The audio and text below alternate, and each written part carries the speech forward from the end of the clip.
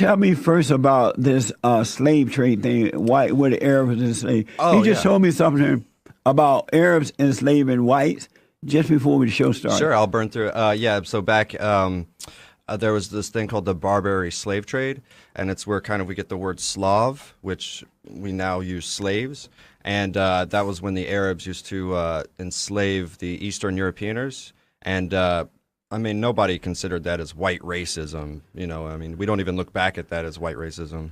And these were Eastern Europeans, just to make it clear for the blacks, were white people. Right. I mean, as white as the northern people you could get. So it's weird. There were blacks who owned slaves in America as well. Sure. But they don't call that racism. And they only do it to white people because white people are the one with the money, and they're trying to take the white people's stuff. That's why they're doing it. Yep. But let's get into the Hollywood stuff. So this first is Cobra Kai. Cobra Kai. What is that? So it's a continuation of the '80s movie, which was the Karate Kid, and it takes place. It follows Johnny, I believe his name is, if I remember right, and he was the bad guy in the original, but now he plays sort of the main protagonist, good guy, in this new series. And they're all the original cast. They got them all back, and it's getting huge ratings. Do we have the Rotten Tomatoes score we can bring up? It's really, really good because it's completely anti-politically correct. Oh, really? Uh-huh. And I was really surprised YouTube even went for it because it's really like everything we've been hearing about for the past 2 years that the left's kind of been platforming their agenda. It's like it's totally against all of that, but they do it in a very genuine, authentic way, so it's really easy to digest. It's really nice. What it is, I think Americans fed up with all this boring stuff, political correct stuff. I agree. That the children of the lie have been trying to shove down our throats. And we actually have a clip so you can get an idea. We ready on that? Yeah. Yeah. Okay, here's the clip. Don't give me the sexist right? I'm just saying women aren't meant to fight. They have tiny, hollow bones. Aren't you desperate for new students? Yes, but this isn't a knitting class. This is a dojo. The kids at school call her names, make fun of her. That's what happens when you eat an entire box of Twinkies every day. So that's just a little taste. Yeah, and you know, the whole show is kind of just like this way of sort of showing sort of these Gen X millennial kids that you can get tough, you can be dirty, you can have rough and tumble. It doesn't mean you're some sort of racist just because you want to take a karate class or something, you know. And like, this is the online thing? This is on YouTube Red. Oh, YouTube Red, okay. Yeah, so you can, as long as you have the subscription, you can watch, you can burn through every single episode today. And Obama signed a deal with Netflix. And a lot of Republicans, there was a lot of... well, let me ask you this before you go to... So these kids, is this Generation Z that we're dealing with in this movie? I believe so. Oh, okay. It's kids born after 2001, I think, right, or something. And they're all, you can tell they're all sort of offspring of this sort of politically correct last couple decades we've had, and it's really refreshing to kind of see those kids want to embrace more of a 80s sort of, you know, style. I think that's why Roseanne Barr show did so well. It's exactly the same reason. Yeah, same thing. Yeah. So Obama signed a deal with Netflix, and now it's going broke. Is that true? Well, so the Republicans' approval of the internet streaming giant Netflix has dropped amid the company's recent embrace of Susan Rice and Barack Obama. So the thing is that both of them together are streamlining the production company. So you already know that. This is an article by Ben Q over at Breitbart. And the fall in approval from the Republicans comes in amid company announcing a multi-year agreement with Barack and Michelle to help produce films and series for the platform, a mega deal that was reportedly brokered by former Obama official and campaign fundraiser Ted Sarandos, who now's Netflix chief content officer. So, I mean, you can just tell they're all sort of... Netflix is really, I'm losing all credit. Like, I'm about to drop my subscription. Yeah. Why would Netflix bring politics into it? They've always kind of done that. I mean, even Oliver Stone has like things like the untold history of America and stuff. And there was actually a couple somewhat pro-Trump, maybe centered documentaries that came on there, but it's not like they'll get any attention.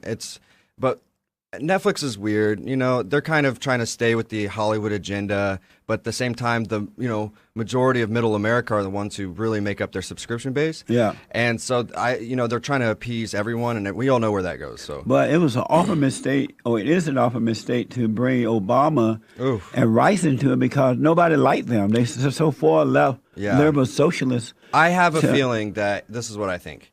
I think there's a lot of corruption that's coming out right now that we're hearing about in the Obama administration, and I think this is their chance, or this is their strategy to get ahead on the what would you consider the story, and to try to set the tone. So I think they're going to try to make something that presents them as such great characters.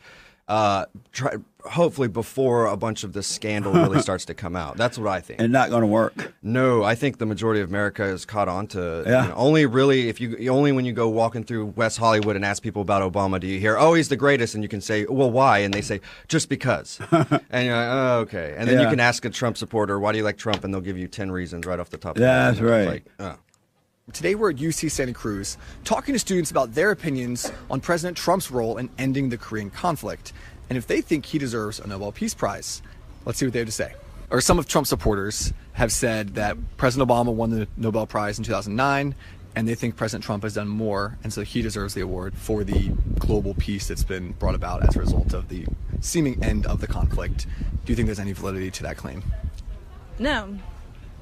No. That's all I gotta say about that. Do you think he deserves the award? Hell no, that's a joke. Okay. Like, what has he done for peace? Okay. Yeah, nothing. No. I feel like he just thinks that he deserves many awards, and that's just stupid. I think that's crap. I don't really think so. I don't know, it's just too good of a prize for him to have credit for. Do you feel like President Obama deserved the award when he got it in 2009? Yes. And what did he do to deserve it? Was it for his education, push on education, or was it for the Obamacare? Do you think President Obama deserved it? I think so. He did some good. He really did a lot of good work. Like, it gets undermined and stuff. But what kind of diplomatic stuff comes to mind when you think of him winning the award? Well, there's much to talk about. Give me some examples, Bob. Nothing pops up in my head right now. Obama? I don't know. I mean, I'm not even sure what he did to get the award. Like, to be honest. Like, One honest guy. I don't know what he did to even get the award. Job, I think they're all smoking pot.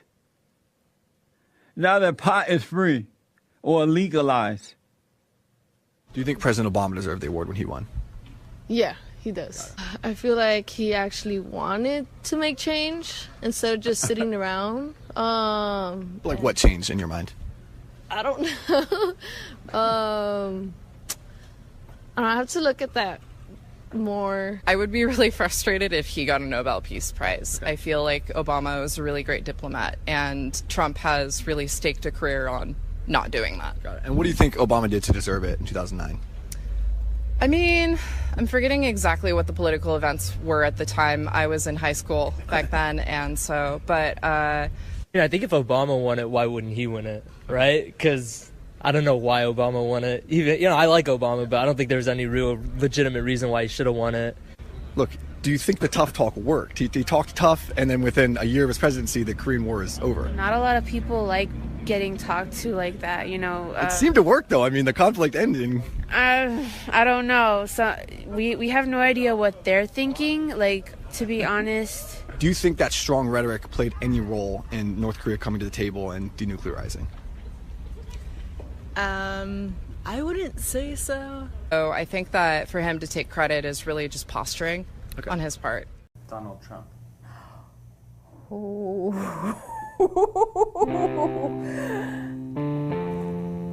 Donald Trump. Oh, gosh. That would be my response. Oh, God. Disgusting. Ass. Oh, my God. Don't even bring his name up. He's a fool. I'm sorry. Donald Trump is just a fool. He is something else. He's just a despicable human being. A rich idiot. An anomaly. Whenever I see that he's won another caucus or he's leading another poll, it just makes me really sad for where our country is, to where such hateful speech is accepted as good rhetoric. No, run, run.